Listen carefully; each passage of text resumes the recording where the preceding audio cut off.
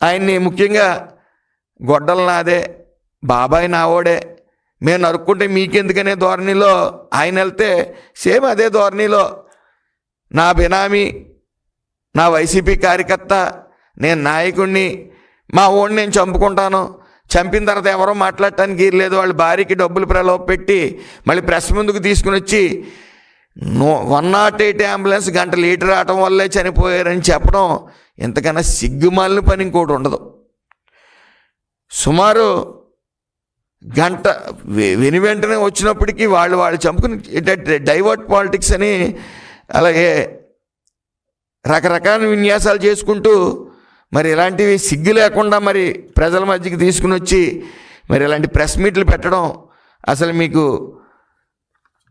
ఏ రకంగా మనస్కరిస్తుంది అనేది మాత్రం ప్రజలందరూ గమనిస్తూ ఉన్నారు. అలాగే రాష్ట్ర వ్యాప్తంగా మరి 108 అంబులెన్స్లు అన్నీ కూడా రోగుల పాలిట సంజీవనిగా వ్యవహరిస్తూ ఉన్నాయి, పనిచేస్తూ ఉన్నాయి.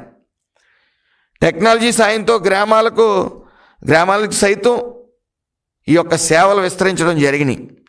అలాగే గత 10 నెలల కాలంలో 1,00,000 మంది పైగా కేసుల్ని వెంటనే స్పందించి ఎంతోమంది ప్రాణాలను కాపాడిన చరిత్ర ఈ 10 నెలలు జరగడం జరిగింది.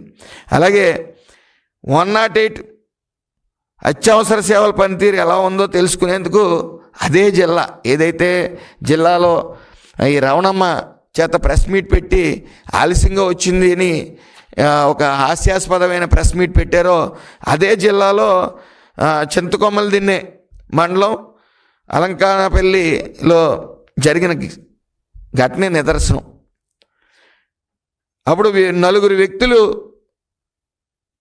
తీవ్రంగా గాయపడి ప్రాణాపాయ పరిస్థితిలో ఉన్నప్పుడు అర్ధరాత్రి 12 గంటలకి 12 గంటల 1 నిమిషానికి ఫోన్ చేసిన తర్వాత కేవలం 18 నిమిషాల్లోనే 108 అంబులెన్స్ అక్కడికి చేరుకుని AP 39TL 8735 అంబులెన్స్ అక్కడ చేరుకుని సంఘటన స్థలానికి చేరుకుని వెంటనే ప్రథమ చికిత్స అందించడం జరిగింది.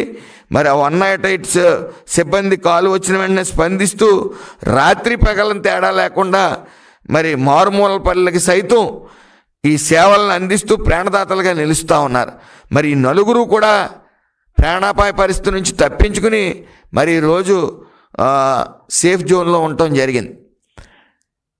మీకు పాలన చేత కాలేదు, 11 సీట్లకి ఇచ్చారు, క్రెడిట్ చోరీకి పాల్పడతా ఉన్నారు, ప్రజలు నవ్వుకుంటా ఉన్నారు. మావిగననే మీరు క్రెడిట్ చోరీలకు పాల్పడి ప్రజల మధ్య చులకనవుతూ ఉన్నారు. అదే నోటుతో అర్సల్ మెట్లు అసలు సాధ్యమే కాదు, ఈ రాష్ట్రానికి రాదన్నారు. మళ్ళీ అదే నోటుతో మా వాళ్ళే వచ్చిందంటున్నారు. మరి ఇలాంటి వింత ప్రవర్తన బహుశా ఎక్కడ చూసుండరు. అనేక రకాల చరిత్ర సృష్టించారు. గత 5 ఏళ్ళలో అనేక క్రెడిట్లు మూటగట్టుకున్నారు. భవిష్యత్తులో కూడా మీరు ఎలాంటి ప్రెస్ మీట్లు పెట్టి క్రెడిట్ చోరీకి పాల్పడితే పసిపిల్లవాడు కూడా నవ్వే పరిస్థితికి మీరు వస్తారని చెప్పి మీకు హితవు పలుకుతూ మరొక్కసారి కంటిన్యూస్గా చెప్తా ఉన్నాను. విజనరీ ఉన్న నాయకుడు చంద్రబాబు నాయుడు గారు, ఆయనకి చాలా విజనరీ ఉంది. వీళ్ళని వైసీపీ నాయకుల్ని జగన్మోహన్ రెడ్డిని ఇబ్బంది పెడదాం ఖచ్చితంగా. ఎలా అంటే రాష్ట్రాన్ని అభివృద్ధి పదంలో నడుపుతూ ఇటు అభివృద్ధి ఇటు సంక్షేమం పదంలో అలాగే వస్తున్న పెట్టుబడులన్నీ కూడా వెల్లువలా తీసుకుని వచ్చి వాళ్ళతో మైండ్ గేమ్ ఆడాలని నిర్ణయించుకున్నారు.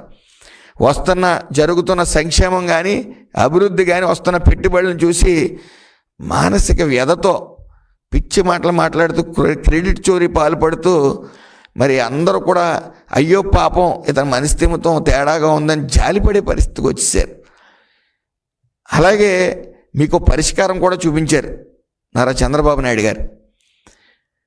మీరు మానసిక వ్యధతో బాధపడుతున్నారనే యోగా ప్రాక్టీస్ చేయండి, మానసిక ఉల్లాసం కలుగుతుంది అని వైజాగ్లో మీలాంటి వాళ్ళ కోసమే ఘనంగా యోగా డేని నిర్వహిస్తే దాన్ని అపహాస్యం పాలు చేస్తూ ఉన్నారు. మతిస్థిమితం లేనప్పుడు ఇవన్నీ కామనే అనుకోండి. కాకపోతే మరొకసారి చెప్తున్నాం, చంద్రబాబు నాయుడు గారి విజనరీతోనే యోగాని మీలాంటి వాళ్ళ కోసం పెట్టారు. ఆ యోగా నిత్యం ప్రాక్టీస్ చేయండి, రోజుకు 2 గంటలు. ఖచ్చితంగా మీకు మానసిక ఉల్లాసం కలిగి మళ్ళీ యథాస్థితికి వచ్చి ప్రజల దగ్గర కొద్దిగా అన్నా సరే గౌరవం తెచ్చుకోవాలని హితవు పలుకుతూ అందరికీ నమస్కారం.